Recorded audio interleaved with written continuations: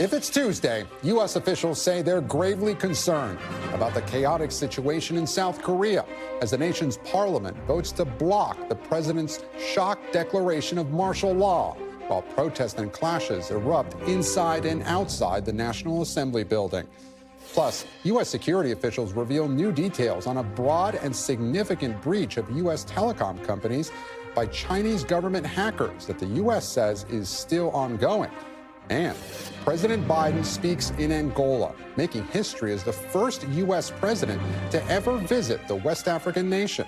But his decision to pardon his son Hunter and the escalating blowback here at home threatens to overshadow the trip.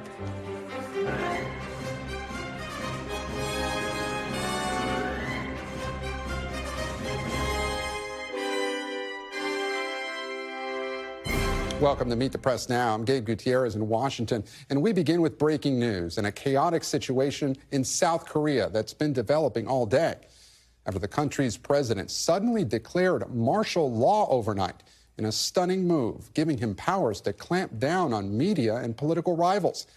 After several hours of protests and clashes at Parliament, President Yoon Suk-yeol appears to be backing down, agreeing to lift his declaration of martial law after members of Parliament passed a resolution demanding he do so.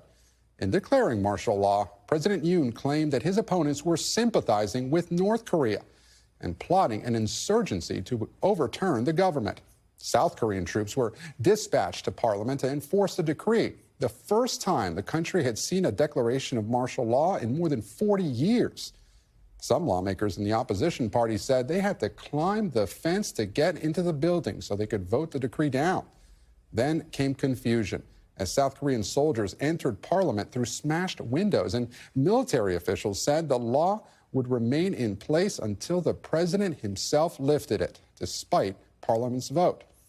Now, with the decree being lifted, ruling party leaders are demanding Yoon explain himself and that those responsible be held accountable. The White House, meanwhile, says President Biden, who's in Angola right now, has been briefed on the situation and is in contact with the South Korean government. The U.S. has tens of thousands of troops on the Korean peninsula, and the Pentagon says it continues to monitor the developments. This afternoon, before Yoon agreed to reverse the declaration of martial law, a top State Department official addressed what was unfolding in Seoul. So we are watching the recent developments in the ROK with grave concern. We're seeking to engage our ROK counterparts at every level, both here and in Seoul. I do want to underscore that our alliance with the ROK is ironclad, and we stand by Korea in their time of uncertainty. I also want to just underscore that we have every hope and expectation that any political disputes will be resolved peacefully and in accordance with the rule of law. We'll have more to say as the situation develops. Joining me now is NBC News international correspondent Janice Mackey-Frayer, and also with me is NBC News senior White House correspondent Kelly O'Donnell. Janice, I want to start with you. Walk us through this. What led up to President Yoon's to his declaration of martial law?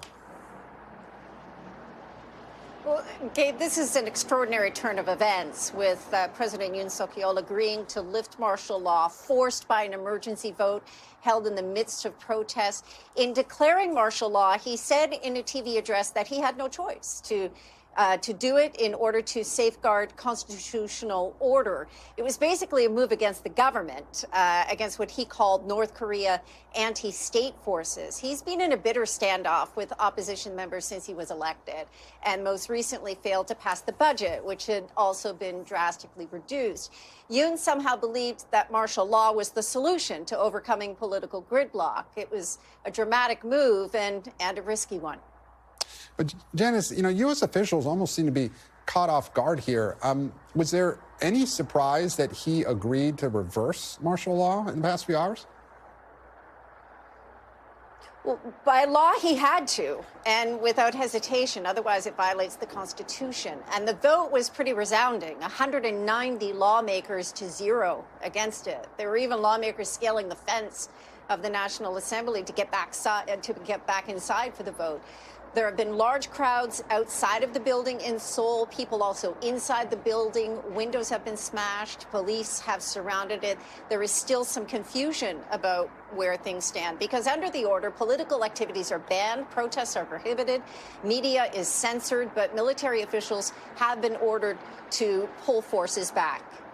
But Janice, you mentioned that President Yoon had been in this bitter standoff with the opposition party since he'd been elected. But in the hours leading up to this, to his declaration, and in the days leading up to it, is there anything particularly that changed? You mentioned the budget, but what led him to take this extraordinary step?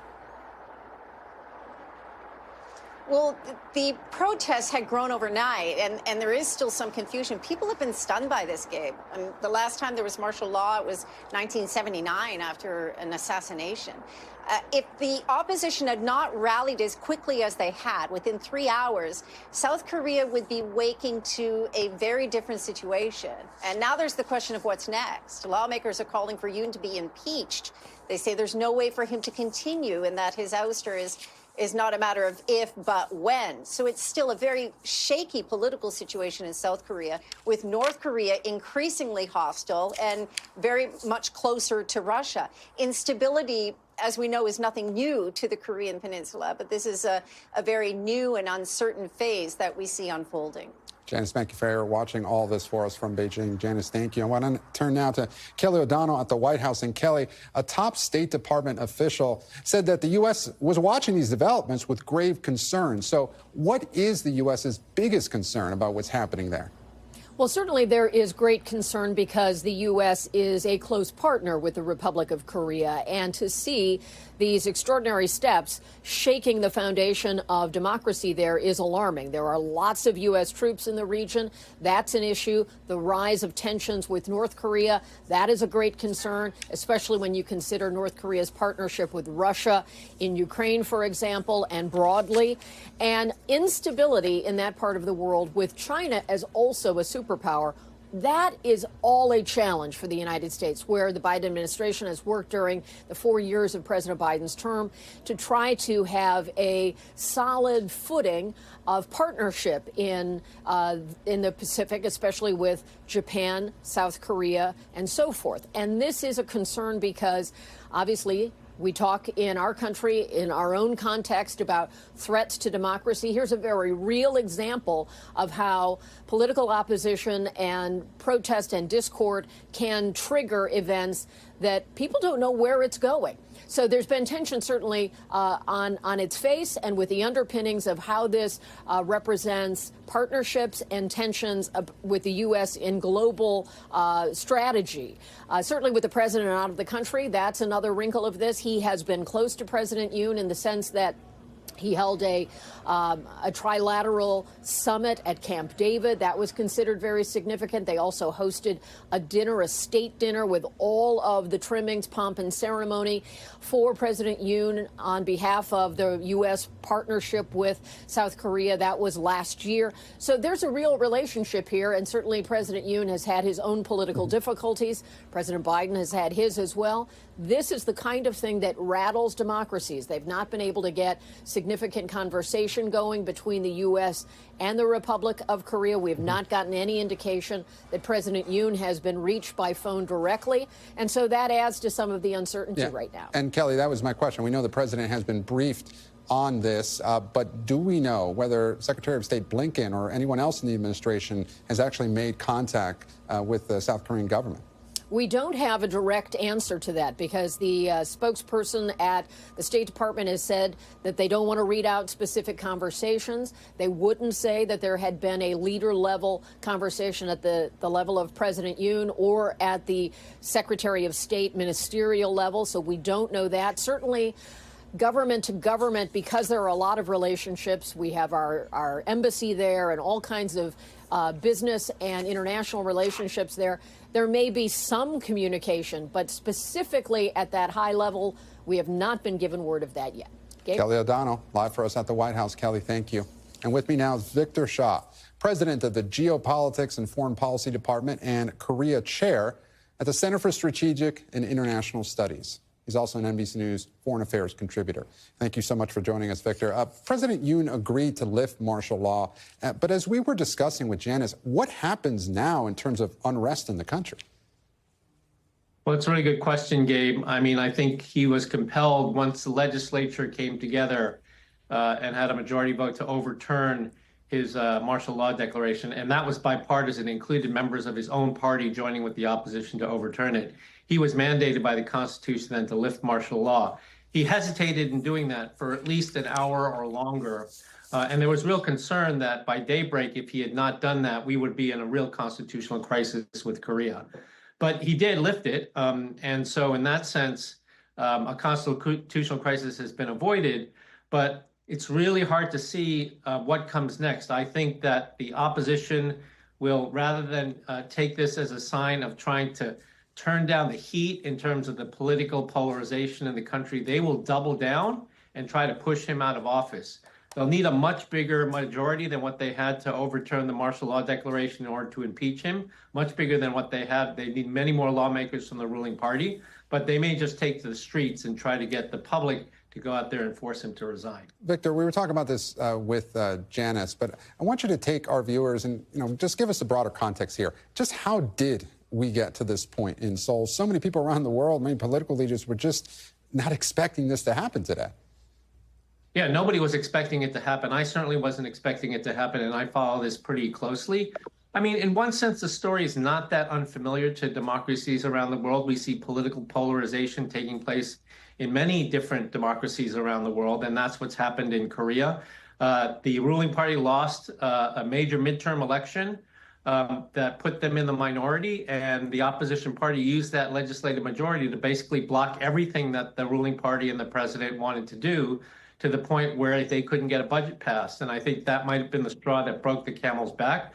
I think the president got bad advice if somebody told him or didn't stop him from wanting to do this in terms of martial law. Not a very good move, because in the end, as I said, it will only harden the opposition. And now he's got the public, although he never really had the public on his side in the first place. He's not very popular at 10%. He really doesn't have the public on his side now. So President Yoon is claiming that North Korean sympathizers have essentially infiltrated that opposition party. Is there any merit at all to those allegations? So there has been rumors of that in the past, and if that's the case, and if he wants to make a strong case, he really needs to present that to the public. I don't know if he will, for reasons of intelligence and sources and methods. But if that's a critical missing piece to justify what he has done, then he needs some way to present that to the public. Right now, it doesn't look like they're going to do that, and he's going to suffer politically because of it. And Victor, South Korea, of course, as we were discussing with Kelly, has been a key U.S. ally in our efforts to contain or neutralize North Korea. So does instability in Seoul embolden North Korea? It could certainly embolden North Korea, but at the same time, I think the North Koreans are enjoying watching the South Korean public polarized and fighting with the president of their country. If they were to intervene in some way, they might unite the South Korean public behind the president. But you're absolutely right. This was a major issue for the Biden administration, because South Korea is a key ally on everything like supply chains, the CHIPS Act, North Korea, China, Taiwan, support for Ukraine. So they're a very important ally. And so when you see this sort of instability in a key democratic ally in Asia, it's something that will concern you. So Yoon became president after winning a close election in 2022, and South Korea has a history of issues with its presidents. In fact, one of its recent presidents was impeached. So what, if anything, makes this crisis so different? So it isn't different in the sense that there is a lot of political polarization in Korea. Korea has a single 5-year term presidency, which means the president can't run again, which often means by the second half of their administration, they're already a lame duck, and the public is not very happy with them. But again, in all of these cases, we have to remember, as rambunctious as Korea's democracy is, when the previous president was impeached, it was done constitutionally. There was an extraordinary election that was done within a very short period of time to elect legitimately a new president. This current president won by the narrowest of margins, even narrower than our own election in the United States. And yet nobody in Korea claimed that there was anything wrong with the voting booths or with the ballot boxes. The opposition loser candidate within 4 hours admitted defeat and congratulated the winner. So, you know, there is something very strong about South Korean democracy, even though it can be quite rambunctious and quite vibrant. Victor Shah, thank you so much for putting this all in context, and we appreciate your expertise. Thank you. And coming up, Pete Hegseth is back on the Hill, meeting with key Republican lawmakers as senators downplay misconduct allegations against the president-elect's pick to lead the Pentagon. Plus, new fighting today between Israel and Lebanon as President-elect Trump threatens there will be, quote, hell to pay if the hostages aren't released from Gaza by the time he takes office. You're watching Meet the Press now.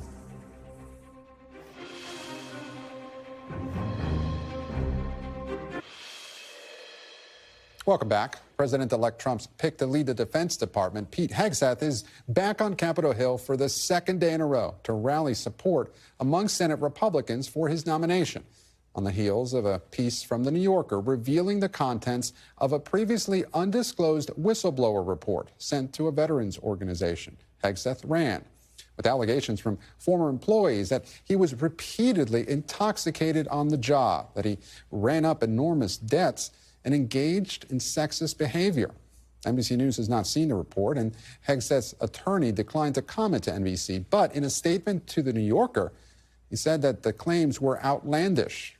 Hegseth repeatedly dodging questions about that reporting as he was back on the Hill today and yesterday, meeting with senators. You need to address the questions about your character that have been raised in some of these reports. So that article suggests you have an alcohol problem. You have a problem with drinking? Thanks, guys. See you guys. The Trump team signaling they aren't worried about the potential impact of the allegations, with senior advisor Jason Miller saying they feel, quote, very good about his confirmation process, as some Republican senators signal they're willing to overlook the allegations. I've looked at all the personal stuff, and again, I've known him for a long time, and there's not going to be anything to this at the end of the day. Throwing disparaging remarks at someone who has earned a great deal of credibility. Are soldiers sometimes wild childs? Yeah, that can happen. But it is very clear that this guy is the guy who, at a time when Americans are losing confidence in their own military and our ability to project strength around the world, that Pete Hegseth is the answer to that concern. Wild childs. Well, joining me now is Vaughn Hilliard with the latest on the Trump transition, and Sahil Kapoor. He's covering the reaction to the Hegseth allegations from Capitol Hill. Vaughn, I want to start with you. We noted earlier that Trump advisor Jason Miller said they were feeling good about Hegseth's confirmation chances. What makes him so confident? Donald Trump nominated him, and until he is rejected, Donald Trump and his transition team will at least publicly present a posture that has faith that their nominees will not be embarrassed and will be confirmed by the Republican majority Senate.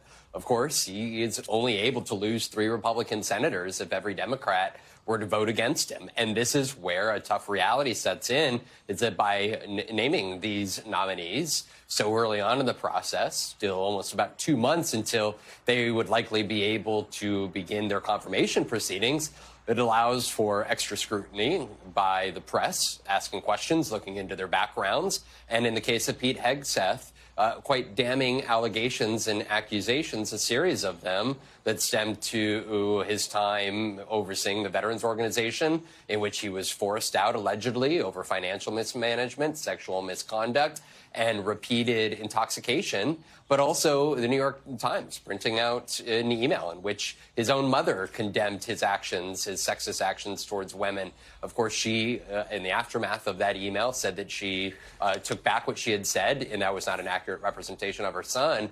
But right now, Donald Trump, we should be clear, is not coming out, even on social media, and outright defending Pete Hegseth. Instead, has largely left this up to him to go senator to senator up on Capitol Hill to make his own case ahead of his likely nomination. And Vaughn, the transition team announced today it entered to a memorandum of understanding with the Department of Justice. So is there any concern that a lack of vetting so far has been leading to a two-front fight on some of these nominations. You know, even outside of the sexual misconduct allegations, Hegseth has faced skepticism over his experience and comments about women in combat. Right. This is actually quite big news here. Coming, we should note, almost a month after Donald Trump won this election. And it is a tradition and protocol in that presidential transition teams, they sign memorandums of understanding, enter into agreements, including with the Department of Justice, to allow for FBI background checks of nominee picks. And yet the Trump transition team made the very clear decision to not enter into that agreement with the Department of Justice and with the FBI, suggesting that they would be conducting their own background checks. And yet what we have seen is Matt Gaetz, number one, his first attorney general pick, go down and remove himself from the nomination process after multiple Republican senators indicated that they were going to be no votes on him after further allegations arose publicly after Donald Trump had selected him. But now, with Pete Hegseth, so much of this reporting coming as a surprise to even the Republican senators, who it's going to come down to whether he becomes the Pentagon chief or not. And so this announcement here, literally just in the last few minutes by the Trump transition team, that they entered into an agreement to allow these FBI background checks to go forward, would appease a great many Republican senators, including likes of Susan Collins and even Roger Wicker of Mississippi, who over the last 24 hours have expressed a desire to have these FBI background checks be able to help them better discern whether these individuals should be confirmed to their post or not. Vaughn Hilliard in West Palm Beach covering the Trump transition for us. Vaughn, thank you. And I want to turn now to Sahil. And look, we played some of the reaction from Republican senators, but what's the mood in the Republican conference? And what's been the reaction to the allegations of alcohol abuse specifically?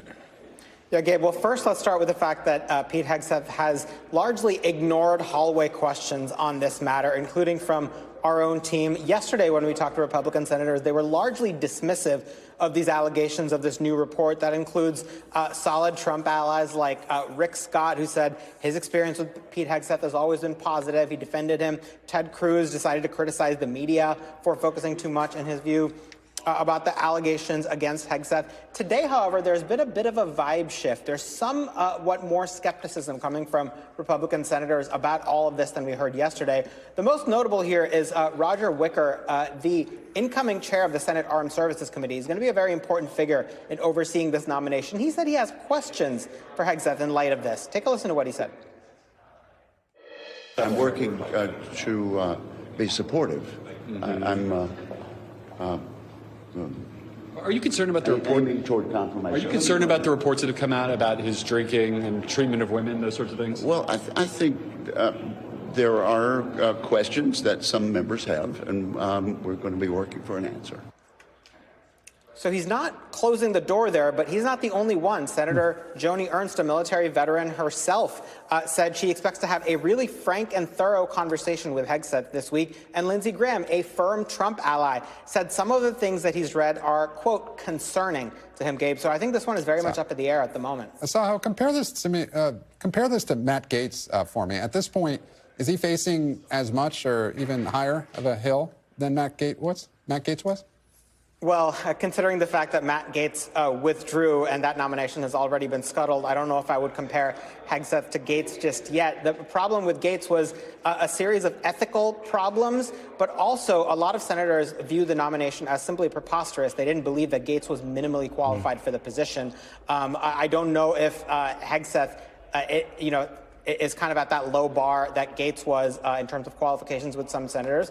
But, this is far from a done deal at this point. Hegseth is facing not one, but multiple questions now about character. There's the sexual misconduct allegations. Now there's the allegations about drinking. Again, he denies all of this.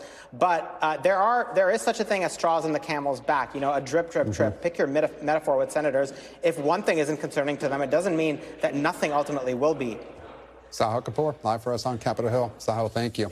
And up next, President Biden makes a historic visit abroad amid the bipartisan blowback here at home over his decision to pardon his son, a decision that most top Democrats, like Senator Chuck Schumer, clearly don't want to talk about. Do you agree with some of your Democrat colleagues who say that President Biden's pardon of Hunter Biden was wrong or unwise, puts personal interest ahead of duty? I got nothing for you on that. Can I follow up on that? Are you concerned with the lack of transparency, lack of honesty around Biden's decision to pardon? As I said, I got nothing for you on that. Nope. Gonna say that pardoning anyone on the way out of office, family members, sets a poor precedent. Thank you. I've got nothing for you on that.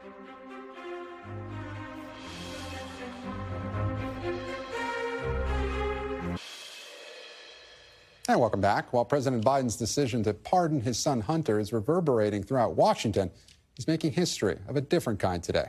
For the first time ever, a U.S. president spent a day in Angola, meeting with their president and delivering remarks at the National Museum of Slavery. President Biden acknowledged America's difficult history with the African nation and addressed the U.S.'s original sin of slavery. Our people lie at the heart of the deep and profound connection that forever binds Africa and the United States together. We remember the stolen men and women and children who were brought to our shores in chains, subjected to unimaginable cruelty. I've learned that while history can be hidden, it cannot and should not be erased. It should be faced. It's our duty to face our history, the good, the bad, and the ugly, the whole truth. That's what great nations do. That's why I chose to speak here at the National Slavery Museum today. And joining me now from Angola is my NBC News White House colleague, Aaron Gilchrist. Aaron, thank you so much for joining us. You know, President Biden had promised to make a trip to Africa during his presidency. He's there today. What else have we heard from him? You're right, Gabe. The president made that promise when the president of Angola, João Lourenço, was sitting in the Oval Office with him last year. He said it again earlier this year that he would make this trip to the continent. And as you said, today he made good on that, spending some time at the presidential palace with President Lourenço here and then making his way to the National Slavery Museum here in Angola. And what the sound that you just played really takes a look at the story of these two countries, the history that they have together, and the future that President Biden has been trying to build with Angola over the last several years of his administration. Obviously, the slave trade, the connection between Africans being taken from their homelands here in Angola and other parts of Africa and to the United States, or what was the 13 colonies at the time, Virginia namely, the president talked about today. There's that history. And then also the reality that the Biden administration has been spending a lot of time, energy, and money investing in Angola in particular. There's the Lobito corridor that the president will visit tomorrow, where the U.S. has poured in some $3 billion over the last year or so to refurbish and rebuild this railway system that will help move precious minerals from the Democratic Republic of Congo and Zambia, for example, into Angola to the port of Lobito, where they can then be distributed, shipped out, sold to other parts of the world. A major economic boon for Angola and some of these other neighboring countries as well. The president noted that there's been a tremendous amount of work that's happened between these two countries as it relates to trade, as it relates to infrastructure, energy, defense. Coordination is something that's going to be amplified over the next administration possibly as well, Gabe. And Aaron, turning now to another topic that has been threatening to overshadow this trip. You know, the president's been around a lot of cameras here. Have we heard anything from him about the Hunter Biden pardon? You know, Gabe, the president has not taken advantage of these little gaggles, as we call them, these opportunities when cameras are around and reporters will yell questions at him. Since the election, he hasn't really done many of these sort of impromptu sessions with reporters. In particular, since this pardon was issued for his son, the president hasn't taken time to step before the cameras and address that at all. The White House obviously put out that statement from the president where he talked about how he believed that the system had been politicized against his son, and that was his reasoning for issuing this pardon, and that's all he said about it. He hasn't said anything more than that. Of course, we know the First Lady did say that she supports this pardon, an unusual step for her to take, to step away from the microphones and then step back in front where there's music blaring, for her to make that sort of a statement. But that really is the extent of a response that we've heard from the mouths of the Bidens at this point. Aaron Gilchrist, live for us in Angola. Aaron, thank you.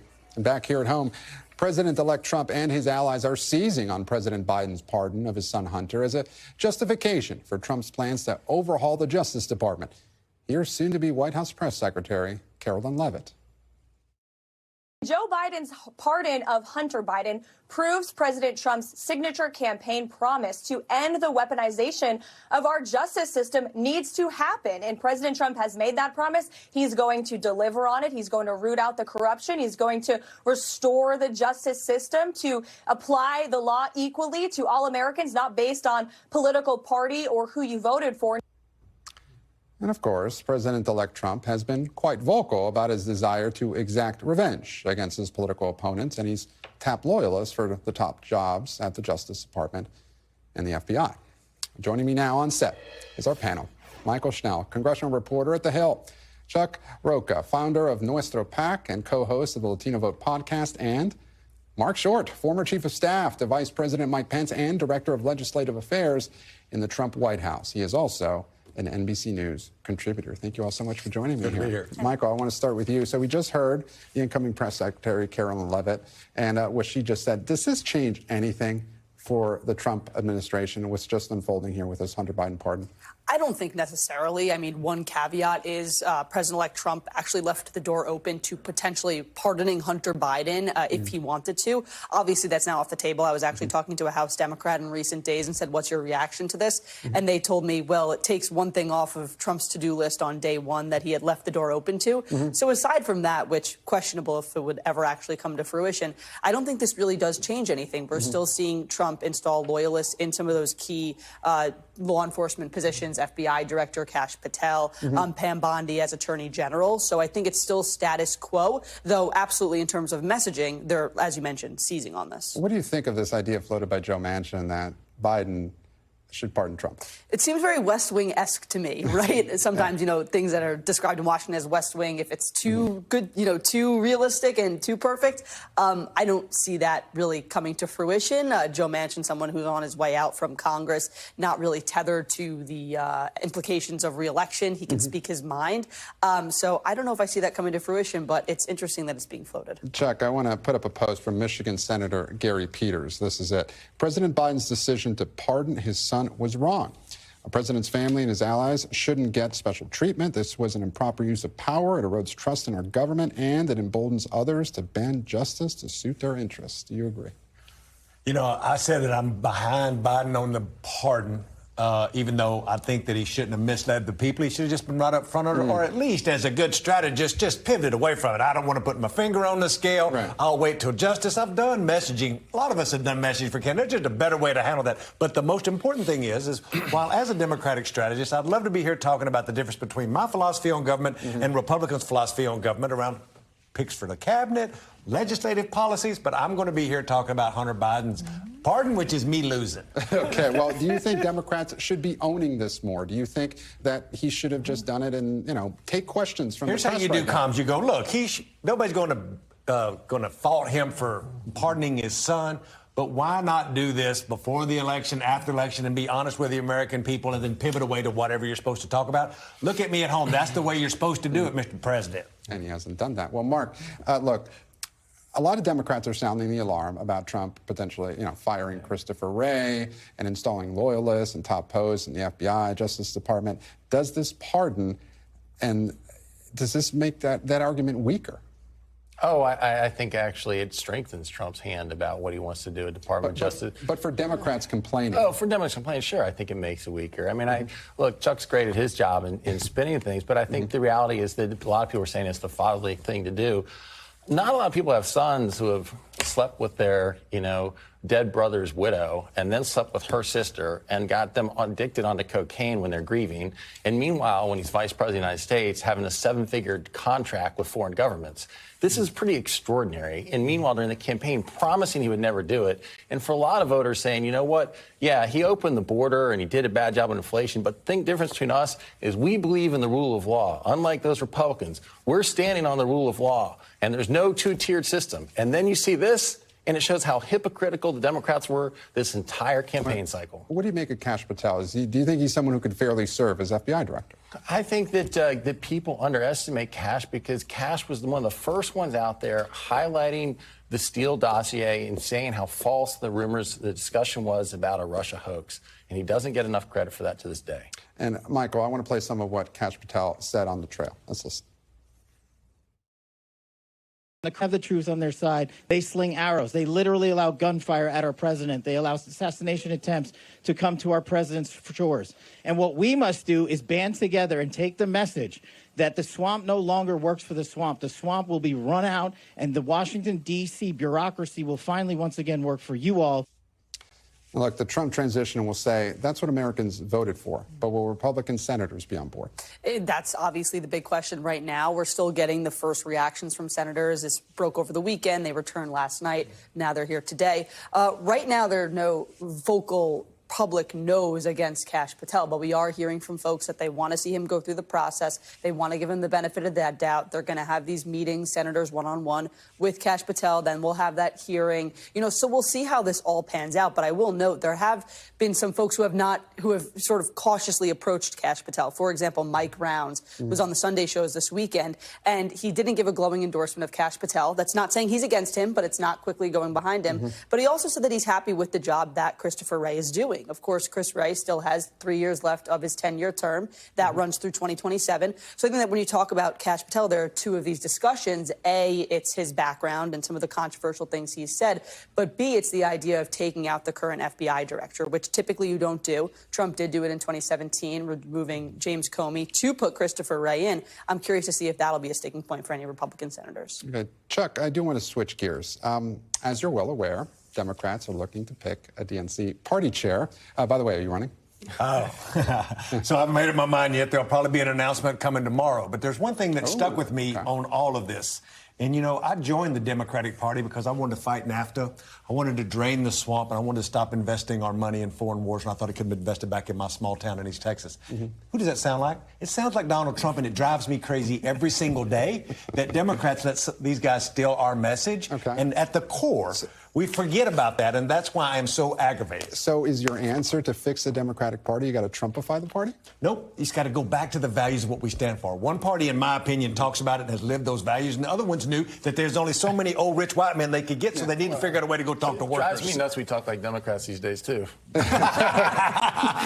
they're bipartisanship. Wait, so is this a party brand problem? Is it messaging or is it policy? So I'm one of the last relics who really runs races every day. We were in the green room talking about Senate races and House races, and when I'm in focus groups and I tell folks, regular working folks, what Joe Biden did that were good, they were like, they didn't believe it. They didn't believe things he had actually done. A, the Republicans had done a good job of telling folks that he didn't do it, but B, they didn't believe the brand would even do that. When you're at that point and you have like Latino voters whose average age is 28, you have folks just frustrated. That's why you see all of the things you see, because American people are frustrated, and at least Republicans gave them somebody to blame. We clutch our pearls and go run in the corner. Okay, well, we expect an announcement tomorrow, then. That's good to hear. Mark, I do, as we wrap up here, I do want to make a point. President Biden not going to France this weekend for the reopening of Notre Dame. First Lady is. President-elect Trump is. Do you think that Trump is violating the principle of only one president at a time here? I mean, look, there's been a lot of traditions that have been broken over the last probably decade or so, and I think there's probably a lot of support that this is probably broader than the individual presidency and going to see Macron. This is about supporting Notre Dame Cathedral. But this ain't where they play football. This is a different place, right? It sure is. Yes. All right, and on that note, thank you all so much for joining me, Michael, Chuck, and Mark. We really do appreciate it. Thanks, Gabe. And still to come, the President-elect Trump's trumped-up rhetoric on the Middle East, threatening to, quote, all hell if Hamas fails to release the remaining hostages by Inauguration Day. A veteran diplomat to the region joins me next. You're watching Meet the Press Now. Stay with us.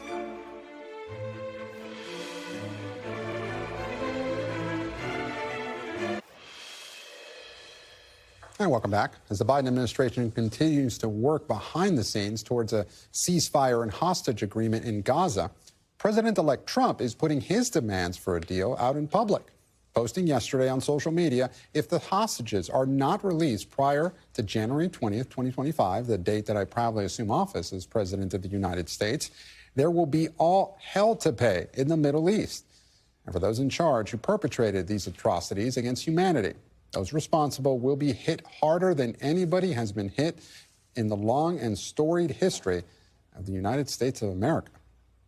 While not immediately clear what kind of actions Trump is threatening to take once in office, his warning is being welcomed by Israeli leaders, with Prime Minister Netanyahu thanking Trump for his strong statement, saying it adds pressure to the ongoing efforts to release the hostages in Gaza.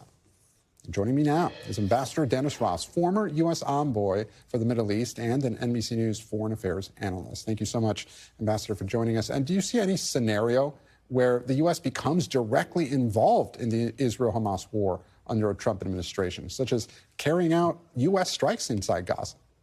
No, I don't. Look, one of the things that President-elect Trump has been saying is that he wants the war to be over before he comes in. He's been very clear. He wants to be seen as the president who's producing peace. I don't think that he's looking to engage in a war with Hamas. There's nothing the U.S. can do that approaches what the Israelis have done militarily to Hamas. That doesn't mean he doesn't have leverage. He does have leverage. He has a relationship with Erdogan, President Erdogan of Turkey, where the Hamas leadership has gone from Qatar. President Erdogan has made it clear he wants to have a good relationship with President Trump. President Trump can make it very clear if Erdogan helps to ensure that Hamas releases the hostages, he can have a good relationship. And if he doesn't, he's not going to. This is certainly a form of leverage. He can apply leverage to President Sisi, Egypt, who he often referred to as his favorite dictator. He can make it clear, look, I want to have a very good relationship with Egypt, but Egypt has to use the leverage it has on Hamas because it borders Gaza to help make this happen. So he has forms of leverage that will be, in fact, effective, and he can apply them. The fact that his rhetoric is very strong will actually give an incentive to those in the region to see what they can do to be responsive to him. And Ambassador, on the subject of leverage, what about leverage for President Biden? You know, we've been discussing today that there can only be one president at a time, and President Biden says he is still pushing for a ceasefire deal in Gaza. So from a diplomat's point of view, how much more complicated does that process become when he's a lame duck and the president-elect is making these kinds of declarations? Well, one of the things it does for sure is you have a number of leaders in the region, and here I would say the Arabs and Israelis alike, who do want to know what Trump's going to do. They want to know that if President Biden is doing something and they respond to it, that it's not going to be reversed by President Trump. I think here, the more that President Biden is doing to get the hostages released, or to get a ceasefire deal, or to come out with what might be described as an end-of-war plan based on the hostages being released, I can see President Trump or the people around him sending a signal they want to see that succeed. That way, he actually can help the success of what is being done right now by the Biden administration. If it looks like he's sending a message that's contradictory to it, that's a different story. But I think actually right now what he's saying about getting the hostages released, I think that actually reinforces what the Biden administration is trying to do. I don't think it complicates it. I actually think it actually reinforces it. Ambassador, we continue to see some Israeli strikes in southern Lebanon. As part of the ceasefire agreement, President Biden said Israel retains the right to self-defense, but how concerned are you that this fragile deal could unravel before the 60-day implementation window is over? I don't think it's going to. Yes, it's fragile, but this agreement was the product of a couple of realities. One reality was that Iran wants to preserve Hezbollah. Hezbollah has been dramatically weakened by the Israelis, weakened to the point where it has become vulnerable within Lebanon to the Sunnis, the Christians, and the Druze. Had they become weaker because Israel was going to continue to hit them, they might actually have lost their position within Lebanon. This is the most important proxy that the Iranians have. It's sort of the crown jewel of their what they call their axis of resistance. They want to ensure this ceasefire actually is one that was not only achieved, but it will hold. I think the Israelis have a memory of getting stuck, as they put it, for 18 years in the Lebanese mud. They don't want to be stuck there either. If there's a little bit of testing that's going on right now, the Israelis are determined to make it clear they will answer that. So I think, yes, there are details here. There's some testing that Hezbollah may be doing, but I would be surprised if this didn't hold. I think it will hold. And speaking about Iran and its proxies, we've also seen the civil war in Syria reignite. So what does that say about the volatility of the region, and what impact does that have on Iran and its proxies? Well, I think what we're seeing, we've seen HTS, which is in a sense an amalgam of different opposition groups, different Islamist groups that were based in the northwestern part of Syria in the Idlib area. We've seen them carry out an attack. I think it would have been highly surprising for them to have done this before they saw how much Hezbollah and Iran had been weakened by what the Israelis have done. I don't think what we've seen is an accident. These groups are also backed basically by Turkey. So you have an interesting mix here. Turkey is strengthening its position in the northern part of Syria at the same time that you have these Islamist groups doing it. Iran is sort of bringing some of its proxies from Iraq in to shore up the Assad regime. What you're seeing is a lot of upheaval within Syria, but you're also seeing a sign that Iran and Hezbollah are significantly weaker than they were, and you see some groups now trying to take advantage of that. Ambassador Dennis Ross, we thank you so much for your expertise, and thanks for joining us. Still ahead, new details on the Chinese hacking breach that some congressional leaders are calling one of the worst cyber espionage incidents in U.S. history. You're watching Meet the Press now.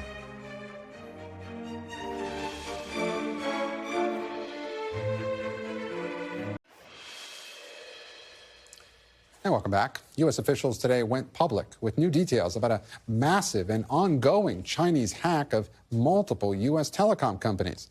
The officials telling reporters that an investigation into the breach began in late spring, but they still do not know the full extent of the damage or how far the Chinese government-affiliated hackers were able to penetrate. According to members of Congress who've received classified briefings on the matter, it's one of the worst cyber espionage incidents in U.S. history.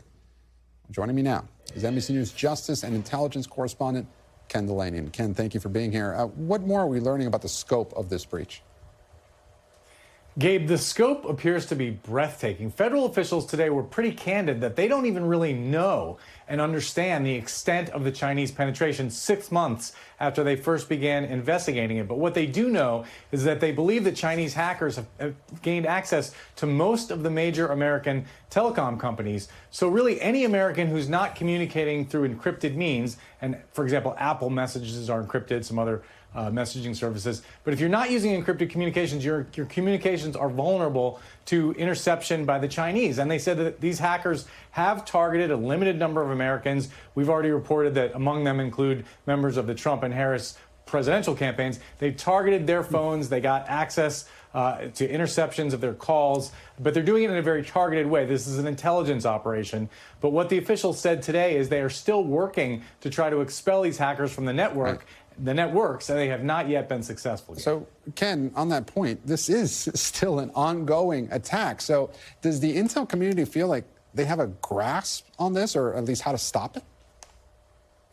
No, that was really the most surprising and disturbing thing about this briefing to reporters today on background from the FBI and from the cybersecurity agency is that they really don't have a grasp of it.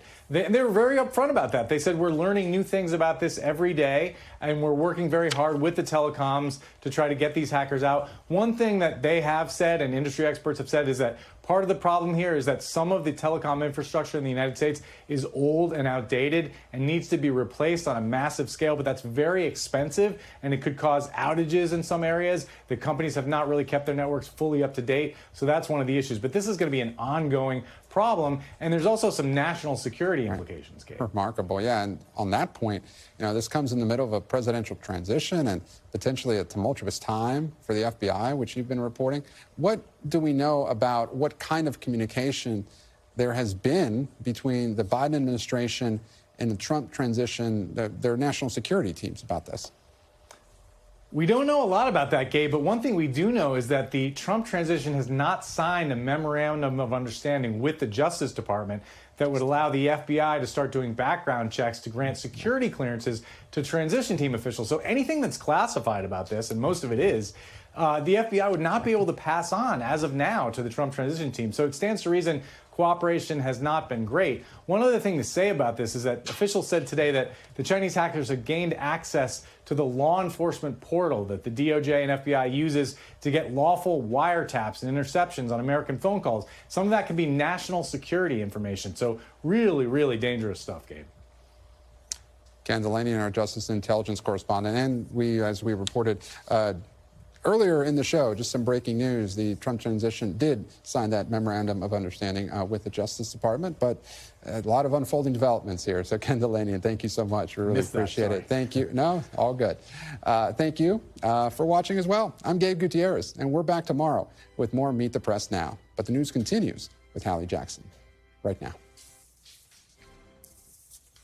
Thanks for watching. Stay updated about breaking news and top stories on the NBC News app or follow us on social media.